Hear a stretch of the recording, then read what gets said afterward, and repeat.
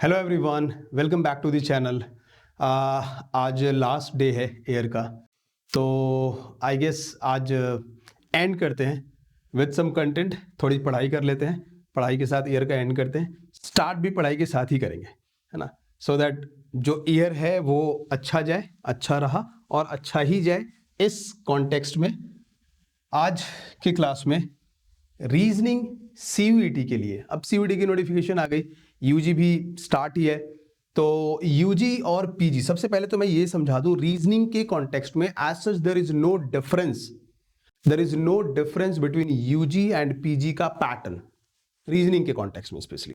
In fact law हो या non law हो, किसी भी एग्जाम के लिए आप यूजी या पीजी में जा रहे हो और अगर जीटी के अंदर आप रीजनिंग देख रहे हो तो रीजनिंग का सिलेबस सेम है। रीजनिंग में यूजी के अंदर भी उसी तरीके की चीजें पढ़नी होती है, पीजी में बस लेवल का थोड़ा फर्क हो सकता है, rest everything is same, right. तो अभी मैंने किया क्या है, अभी आपके 23-22 के एग्जाम से कुछ क्वेश्चंस मैंने उठा लिए, random questions from different topics. अब ये इसके पीछे रीजन क्या है, I just want to show you that okay what I have to study. Reasoning में किस तरीके के क्वेश्चंस आते हैं, एनालिटिकल इज मोर और क्रिटिकल इज मोर। और जैसा मैंने अपने वीडियोस में कहा है कि सीयूईटी के अंदर और for that matter CUET and rest upcoming जो भी आपके एग्जाम्स होंगे उनके अंदर you will definitely find that there are most of the questions from analytical reasoning only, and CUET भी उसका एक एग्जांपल है। यहाँ पे आप एनालिटिकल रीजनिंग ज़्यादा देखते हो, क्रिटिकल के नाम पे अगेन सिलॉक के कुछ क्वेश्चंस और कंक्लूजन या कोर्स ऑफ एक्शन वगैरह, यही सब दो चार एक पूछते हैं। तो जो क्वेश्चंस यहाँ पे अभी आप देखोगे रीजनिंग से, ये आपको कहीं ना कहीं पास्ट ईयर पेपर्स के ही हैं, तो आइडिया मिल जाएगा कि ओके रीजनिंग में मुझे किस तरफ फोकस ज्यादा रखना है। ठीक है, आ जाओ कुछ क्वेश्चंस के थ्रू रैंडम डिफरेंट टॉपिक से। एक टॉपिक से अभी ऑब्वियसली टॉपिक की डिस्कशन नहीं हो रही, I mean will in upcoming sessions मैं कोशिश करूंगा कि टॉपिक वाइज भी कुछ क्वेश्चंस को डिस्कस करें। फिलहाल रीजनिंग के क्वेश्चंस जो आपके एग्जाम्स में ही हैं, मेमोरी बेस्ड जो क्वेश्चंस होते हैं। तो अब देखो ये जो फर्स्ट क्वेश्चन है, if pond is coded as RSTL, तो फिर उसने पूछ लिया कि भाई इसका कोड क्या होगा। Coding decoding is a topic जहां से ये क्वेश्चन पूछा गया है। इसको कोड करके लिखा RSTL, राइट। इस तरीके के questions again based on alphabets, alphabet topic के ही से ही रिलेटेड है ये भी। तो अल्फाबेट से बेस्ड क्वेश्चन जितने भी होते हैं, मैं हमेशा सजेस्ट करता हूं प्लेस वैल्यूज को यूज करो, उसके थ्रू चीजें बहुत आराम से बन जाती हैं। Now P is 16, R is 18, gap is of 2. Place values को दिमाग में रखना है, इसको यहां लिखने की जरूरत नहीं है। O is 15, S is 19, gap is of +4. N is 14, T is 20, gap is of +6. D is 4 and this is L, gap is +8. 4 plus L that is 12, है ना। तो जो गैप नोटिस किया वो ये देखा कि +2 +4 +6 +8 का गैप बनाया गया है। पैटर्न जो है यहाँ पे पैरेलल वाला ही है, फर्स्ट लेटर को फर्स्ट पोजीशन पे कोड किया गया है, सेकंड वाले को सेकंड पे। So pattern is of parallel and gap is 2 का टेबल। तो वही काम वहां पे करो। H+2 is J। Now J के ऑप्शंस हैं 2, ऑप्शंस को हमेशा ध्यान रखना है रीजनिंग में। सो J के ऑप्शंस हैं 2, ओके। तो बेसिकली A और B तो एलिमिनेट हो गए। नाउ E में +4 करना है, E+4 is I, here we have C, here we have I, right answer is C। मुझे बाकियों को देखने की जरूरत ही नहीं, ठीक है। नेक्स्ट, ओके, डायरेक्शन से ये क्वेश्चन है, देखो। अब अगेन डायरेक्शन के क्वेश्चन की बात करूं, one of the most important and scoring topic except CLAT. CLAT के अंदर डायरेक्शन के क्वेश्चन एनालिटिकल रीजनिंग आती नहीं है, वहां पे पहले आती थी, एक टाइम था, but now they are more towards critical, so they don't ask questions from analytical reasoning, at the same time they don't ask questions from direction as well. बाकी के एग्जाम्स में यस, यहां से क्वेश्चन, ये favourite topic है exams का। तो अभी यहाँ अब फेवरेट तो है, और अच्छी बात क्या है, see you talk about direction, you talk about blood relation, I mean one of the most important at the same time scoring as well. मतलब इससे स्कोरिंग तो कोई टॉपिक्स ही नहीं है। Reason, we have a fix method. जो method वाली चीज है, मतलब मैं जहां पे डायग्राम वायग्राम के थ्रू बना देना, तो मैं कहता हूं यहाँ मेथड है, तो follow the steps, follow the methods, draw the diagram and you will be getting answers. There is no I mean if and but कि ये होगा या ये होगा। तो जो ये जो मेथड बेस्ड टॉपिक्स होते हैं, ये एक बार कवर करना होगा आपको, एक बार कर लोगे, यहां से क्वेश्चंस आएंगे, डन। आ जाओ क्वेश्चन पे चलते हैं, डायग्राम से के थ्रू भी कर सकते हैं। A man lives for his office from his house, he walks towards east. तो हमेशा दिमाग में रखना, ईस्ट जो है वो आपके राइट साइड में, वेस्ट आपके लेफ्ट साइड में, नॉर्थ अपवर्ड डायरेक्शन में, साउथ डाउनवर्ड डायरेक्शन में। ये फ्रेम को एवरी टाइम बनाने की जरूरत नहीं होती। I mean so many times students use to write this and then उसके बाद फिर मूवमेंट लेते हैं। मैं कहता हूँ इसकी कोई जरूरत नहीं है, सीधा डायग्राम बना लो, खत्म। तो सबसे पहले तो ईस्ट की तरफ जाता है after moving a distance of 20 metre. अच्छा, अभी क्या होगा, जब ये आप लैंग्वेज पढ़ते हो तो आपको कंफ्यूजन होती है। ही वॉक्स टुवर्ड्स ईस्ट, तो टुवर्ड्स ईस्ट चला गया। After moving a distance of 20 metre he turn right. अब ये सेंटेंस यहां से ध्यान से पढ़ो, इसको फुल स्टॉप को हटा दो, तो आपको ये बात समझ आएगी कि वो ईस्ट में 20 मीटर मूव करता है and then he turns right. ठीक है, तो फिर उसके बाद वो राइट टर्न लेता है। तो ये सेंटेंस को इस तरीके से फ्रेम किया जाता है, कई बार उससे कंफ्यूजन होती है। सिंपल सी कहानी ये है कि ईस्ट में 20 मीटर ये जा रहा है, तो मैंने मान लिया ये 20 मीटर है।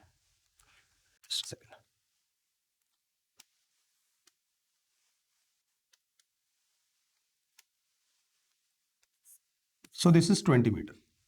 आगे इसके बाद he turn right and walk 10 metre. चलो इसको, इसकी लेंथ और बढ़ा लेते हैं। अब वो मैं क्यों करता हूं उसके पीछे भी रीजन है, लेंथ हमेशा दिमाग में रख के ड्रॉ करना होता है। राइट यहां से will be towards downward direction, 10 metre की लेंथ थी तो half of this, so this is 10। I mean if this is 20 तो हाफ ऑफ दैट 20। देन उसके बाद देन ही टर्न राइट। अच्छा, यहां से फिर से right, right will be towards this way, right will be towards, if a person is walking towards south his right is towards our left, तो left की तरफ आ जाओ एंड देन वॉक 35 मीटर्स। अब देखो यहां से 35 मीटर उसको आना है, तो ऑब्वियसली मैं यहां तक तो लेके आऊंगा इसको, ठीक है। So now this is 35 metre, ऐसा मान लिया कि ये 35 मीटर है। उसके बाद फर्दर टुवर्ड्स राइट, अब यहां से फिर से राइट 5 मीटर। अच्छा, 5 मीटर आप ऐसा ऊपर, बिल्कुल ऊपर लेके नहीं जा सकते। This is 10, your 5 can not be this much, that is why length is important. हमेशा लेंथ का ध्यान आपको रखना ही पड़ेगा। तो 5 मीटर विच मीन्स ये मिड पे लेके आ जाते हैं, इस 10 का मिड पकड़ लो, यहां पे आ गया। और उसके बाद ही टर्न राइट, नाउ यहां से right will be towards east and walk 15 metre. अब देखो 15 मीटर राइट में जाना है, आप इस पॉइंट से इस तरफ टुवर्ड्स वेस्ट कितना आगे आए हो। अगर मैं इस डिस्टेंस की बात करूं तो ये 15 मीटर है एग्जैक्टली। और अब इसने कहा राइट टर्न लेके 15 मीटर जाना है, बेसिकली आपको यहां पे आना है, ठीक इस पॉइंट के जहां से उसने स्टार्ट किया था, ठीक इस पॉइंट के सामने। सो this is your starting point और यहां आके रुकता है, so this is your finish point, ठीक है। अब ये है इस क्वेश्चन के लिए डायग्राम। तो अब उसने पूछा क्या, what is the straight distance between his initial and final position. तो इनिशियल और फाइनल पोजीशन में जो डिस्टेंस है वो ये वाली डिस्टेंस, ये कितनी है, तो ये डिस्टेंस एग्जैक्टली इतनी है। और यहां ये अगर 10 है एंड दिस वाज 5, तो ऑब्वियसली ये भी 5 है, और अगर ये 5 है तो ये भी 5 होगा। Right answer is 5 metre, correct answer है इसमें, ठीक है। तो मैं समझता हूं डायरेक्शन के जो क्वेश्चंस होते हैं they are easy to go. एक बार आपको डायग्राम ड्रॉ करने का सिस्टम समझना है, दैट्स इट, ठीक है। Next is analogy, one of the most important, important तो है ही, इंटरेस्टिंग भी है। एनालॉजीज 3 तरीके की होती है, नंबर वाले आप यहां पे देख रहे हो। नाउ सीयूईटी के पेपर की अगर मैं बात करूं तो they can ask questions from analogy, number based, eight the same time alphabet based भी पूछ सकते हैं एंड वर्ड्स के भी पूछते हैं, ठीक है। तो बेसिकली अगर मैं एनालॉजी की बात करूं सीयूईटी के एग्जाम के अंदर, ये जो क्वेश्चन है ये एनालॉजी का ही है। एनालॉजी के 3 कैटेगरीज होती हैं, 3 तरीके से क्वेश्चन फ्रेम करते हैं एनालॉजी में, है ना।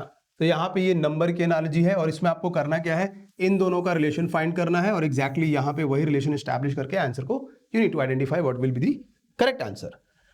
तो यहाँ हो क्या रहा है, 6:18। अभी कई बार स्टूडेंट्स कहते हैं ना सर ये तो रेशियो प्रोपोर्शन है, don't do that please, this is reasoning, है ना। यहाँ पे थोड़ा लॉजिकल भी होना पड़ता है कई बार। तो अभी इसको आप ये कह सकते हो कि 6 × 3 = 18, तो चलो सर 4 × 3 कर लो। सो 4 × 3 का मतलब ये हुआ 12। ओ शिट, ऑप्शन में नहीं है, तो ऑप्शन में नहीं है तो फिर इसका मतलब भी ये है कि आपको कहीं ना कहीं इसको दूसरे लॉजिक से आइडेंटिफाई करना पड़ेगा। तो ये एक राइट आंसर है। अगेन जो रीजनिंग है ना, कहते हैं कि लॉजिक का मैजिक वो यही है रीजनिंग का। ये it is absolutely right answer, but for that matter it is useless. अच्छा, अभी क्या है कि कैसे 6 से 18 लेके आ सकते हैं, तो अब जरा ये देखो 6 का स्क्वायर क्या होता है, तो सर ये होता है 36, है ना, और 36 का हाफ क्या होता है, तो ये होता है 18। तो ऐसे ही अब यहां पे आते हैं 4 square and than half, 16 divided by 2 will give you 8। So right answer 8। अब इसी को दूसरे तरीके से भी आप सोच सकते थे, कैसे? 6 इंटू 3 यहां पे किया, ठीक, 18। नाउ ये जो 3 है इसको 3 की तरह नंबर 3 नहीं है, इसको आपको ऐसे सोचना है कि ये जो नंबर है 6, इसका हाफ यहां पे मल्टीप्लाई हो रहा है। अब यही चीज, यही थॉट यहां पे लेके आओ, 4 का हाफ क्या होगा 2, मल्टीप्लाई कर दो, मिल गया आंसर। इस तरीके से भी one in the same thing by the way, है ना, लेकिन सोचने का तरीका ऐसा भी हो सकता है, ठीक है। नंबर एनालॉजी है ये, अल्फाबेट्स की भी पूछते हैं, वर्ड्स की भी पूछते हैं एनालॉजी से क्वेश्चंस। Next, okay, सिलॉग। जैसा मैं स्टार्टिंग में भी कह रहा था, सिलॉग से क्वेश्चंस सीयूईटी के पेपर में आपको देखने को मिलेंगे। क्रिटिकल रीजनिंग से ये उनका फेवरेट क्वेश्चन है। तो पहले स्टेटमेंट पे आते हैं, कहा only sisters are brothers. Only sisters are brother का मतलब क्या होता है? रिवर्स में ऑल की कंडीशन होती है ये। तो only sisters are brother means all brothers are sisters, reverse करके ऑल की कंडीशन बना ली। All mothers are brothers, all mothers are brothers, तो बेसिकली मदर्स को आपको ब्रदर के अंदर रखना पड़ेगा, तो यहां रख दिया ऑल मदर्स आर ब्रदर्स। अब आते हैं कंक्लूजन्स पे। फर्स्ट कंक्लूजन में कहा all sisters can never be mothers, so this is a possibility. ये जो कंक्लूजन है ये एक पॉसिबिलिटी वाला कंक्लूजन है, ध्यान से देखो, all sisters can never B mother, ये सारे के सारे सिस्टर्स क्या कभी भी मदर नहीं हो सकते? नहीं, ऐसा नहीं है, हो सकते हैं। कैसे होंगे? जब वो ओवरलैप कर जाएंगे, पॉसिबिलिटी जो होती है ना ओवरलैप वाली।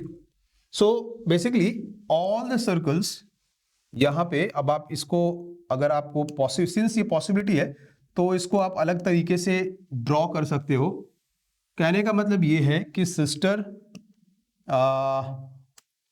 मदर, ब्रदर सब अगर एक ही सर्कल पे हो जाए तीनों, तो फिर तो आपका ये जो सिस्टम है ब्रदर, मदर, सिस्टर, ये सब एक पे ही हो जाएंगे। और यहां से फिर आपको ये दिख रहा है कि नहीं जी, ये सारे के सारे सिस्टर्स जो है वो मदर हो सकते हैं, ऐसा नहीं है नहीं होंगे। So all sisters can never B mother, नहीं बॉस, ये बात तो नहीं है, इट इज रॉन्ग, मदर हो सकते हैं। सेकंड जो यहां कंक्लूजन है इज अ डेफिनेट कंक्लूजन, ये पॉसिबिलिटी वाली थी, कैन के साथ लिखा हुआ है, ये आर के साथ लिखा हुआ है, तो ये कंफर्म डेफिनेट कंक्लूजन है। एटलीस्ट का मतलब होता है सम, है ना, एटलीस्ट का मतलब होता है सम, एटलीस्ट सम, और आगे सम लिखा भी हुआ है। कई बार एटलीस्ट एटमोस्ट वर्ड यूज करते हैं, अगेन सम उसका मतलब होता है। तो some mothers are sisters, some mothers are sisters, तो अगर ऑल मदर सिस्टर में है तो सम तो है ही है, एक छोटा सा पोर्शन जो मदर वाला है, वही वाली बात कि I have a cluster of 50 coins. अगर मेरे पास 50 कॉइन्स हैं और किसी ने कहा sir do you have coins till 1 to 20, I have coins from 1 to 50 and someone asks that do you have coins from 1 to 20, I'll say yes I have, because अगर एक बड़ा सा क्लस्टर मेरे पास है तो उसके छोटे से वॉल्यूम को भी मैं होल्ड कर रहा हूंगा, है ना। तो यहां अगर मदर है, ये मदर है, और ये अभी मैं ब्रदर को साइड करता हूं, यहां सिस्टर बना लिया, तो मदर का ये वाला जो पोर्शन है, एक छोटा सा पोर्शन दिस वन, ये सिस्टर का ही तो है, कहीं से भी उठा लो, ये मदर का पोर्शन ये सिस्टर का ही है, right. So some mothers are sisters, ये बिल्कुल करेक्ट है। राइट आंसर इसमें हो जाएगा only conclusion 2 follows, option number A, ठीक है। आगे चलते हैं नेक्स्ट। सिलॉग के क्वेश्चंस आपके सीयूईटी के एग्जाम में आते हैं। अच्छा, सीयूईटी की कहानी ये भी है, they ask questions from non verbal reasoning as well, है ना। वो बहुत पुराना सिस्टम था, आई मीन एसएससी वगैरह के अंदर जो क्वेश्चंस आते थे ना नॉन वर्बल, बैंकिंग में बहुत टाइम पहले, तो जब भी एग्जाम उधर मैंने भी दिए तो वहाँ पे आई हैव सीन दिस, है ना, वो नॉन वर्बल पूछते हैं। अब ये यहाँ भी पूछते हैं, और ये वैसे ये नॉन वर्बल नहीं है, ये फिगर देख के मेरे दिमाग में नॉन वर्बल आ गया। वैसे ये है क्यूब एंड डाइस, है ना। तो क्यूब एंड डाइस का ये क्वेश्चन है, पूछा ये गया है कि 3 के ऑपोजिट कौन सा है, ए 4 डिफरेंट डाइस बिलो, ठीक है। तो 3 के ऑपोजिट कौन सा है, इसमें आपको करना क्या होगा, किसी भी 2 डाइस को पहले तो पिक करो। 2 कंडीशंस होती हैं, 2 नंबर्स आर कॉमन और सिंगल नंबर कॉमन। तो अगर मैं एट फर्स्ट इन दोनों डाइसेस को देखूं तो इसमें सिंगल नंबर कॉमन है, दैट इज 2। अभी करना क्या है, वहां से क्लॉकवाइज डायरेक्शन में नंबर्स को नोट करो। तो अभी फर्स्ट से ले लिया 2 6 3 और यहां से लिया 2 5 4। 3 के नीचे जो मिल रहा है वही राइट आंसर है। किसी भी दो को आप पिक कर सकते हो, इसमें कोई प्रॉब्लम नहीं है। अब जैसे अगर मैं इन दोनों की बात करूं, इसमें कुछ कॉमन ही नहीं है, तो ये डाइस आप नहीं ले सकते। कॉमन होना चाहिए, वरना एक कोई कैरेक्टर कॉमन हो, दो कैरेक्टर कॉमन हो, दो तरीके की कंडीशंस होती है, या तो सिंगल कैरेक्टर कॉमन या फिर दो कैरेक्टर कॉमन। अच्छा, 3 के ऑपोजिट पूछा गया है, तो अगेन आप फर्स्ट एंड थर्ड को नहीं पिक कर सकते।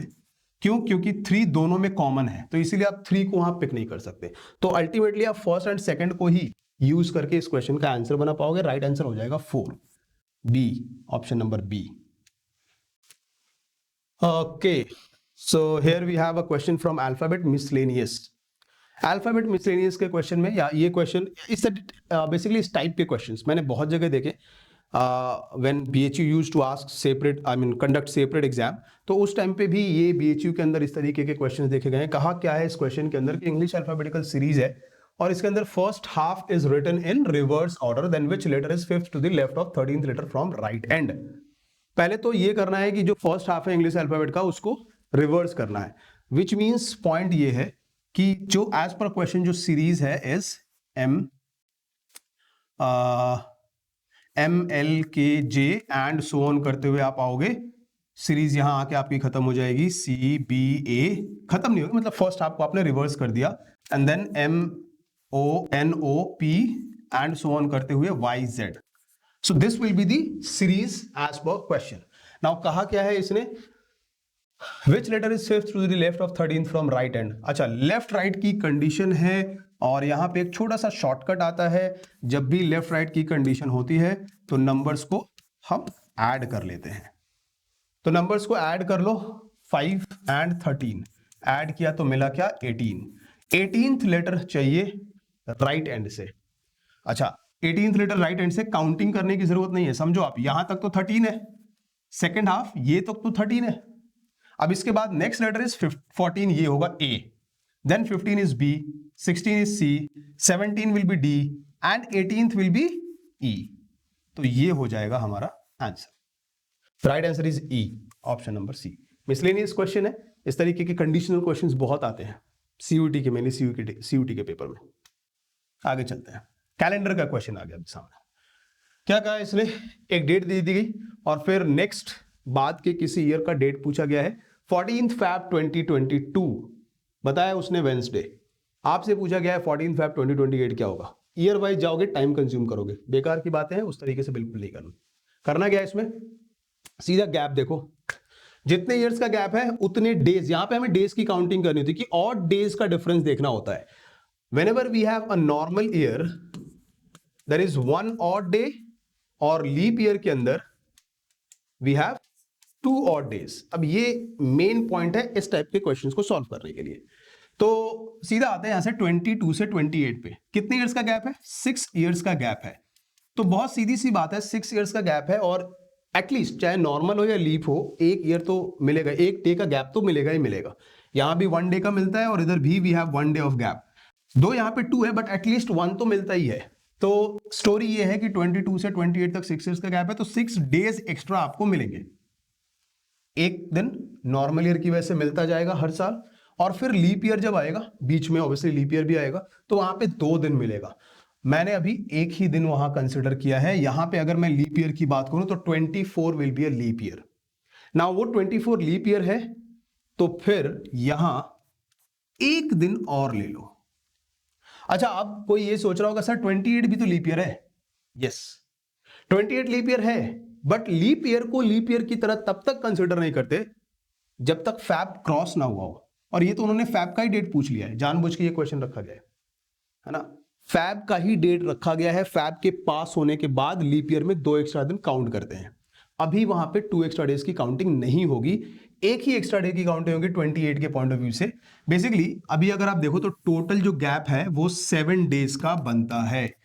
यहां पे ये क्वेश्चन को ना कहीं कहीं अगर आप इनकेस किसी ने देखा तो फॉर्मूले की तरह लिख देते हैं, total number of years, total number of years, total number of days and then total number of leap years. वही स्टोरी होती है, total number of normal years, total number of leap years, दोनों को ऐड कर लो उसके बाद और अगर लीप ईयर है तो उसमें एक दिन, और नॉर्मल ईयर है जितने ईयर्स का गैप है उतने ईयर्स वहां पे, उतने डेज वहां पे ले लो, एंड देन डिवाइडेड बाई 7। तो 7 डेज का गैप है, 7 से डिवाइड कर लो, 0 रिमाइंडर ढूंढना है, ध्यान रखना, रिमाइंडर ढूंढना है, ध्यान रखना, एंड में जाके रिमाइंडर, क्वेश्चन नहीं रिमाइंडर, है ना। तो 0 रिमाइंडर विच मींस यहां से 0 डेज का गैप आपको बनाना है। जो भी डिटेल यहां पे दी होगी, अगर सपोज यहां पे रिमाइंडर होता 1, तो आप क्या करते, वेंसडे में +1 कर लेते, सो आंसर होता थर्सडे।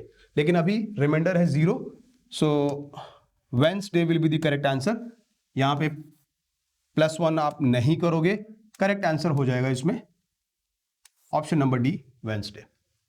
जितने ईयर्स का गैप होता है उतने दिन चाहिए, और जितने लीप ईयर्स होंगे उतने दिन और।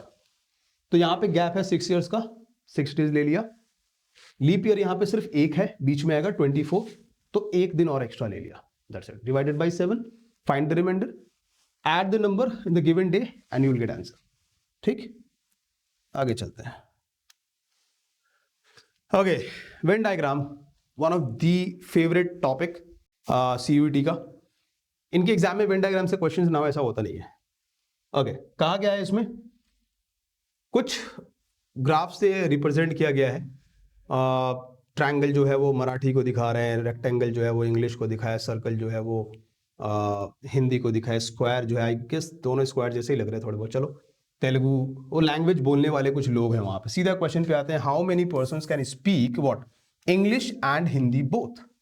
बोथ मतलब इंग्लिश और हिंदी का इंटरसेक्शन चाहिए। यहाँ पे इंग्लिश, ध्यान रखने वाली बात क्या है, इंग्लिश और हिंदी का ही इंटरसेक्शन चाहिए।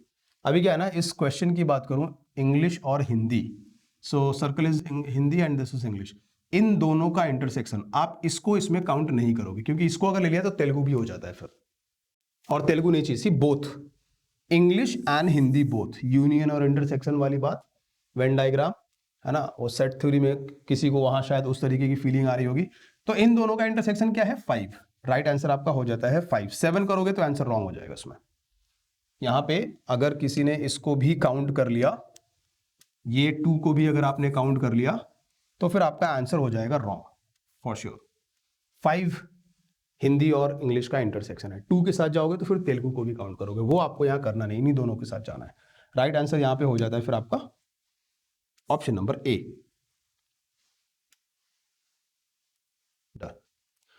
सी द थिंग इज, ये रीजनिंग की स्टोरी है, इसी तरीके के क्वेश्चंस आते हैं in upcoming sessions. We will continue with the reasoning questions from reasoning, या टॉपिक वाइज जो क्वेश्चंस हैं वो भी करेंगे। Yes, once again, if you're planning for your upcoming exams, so you can start preparing with us as well.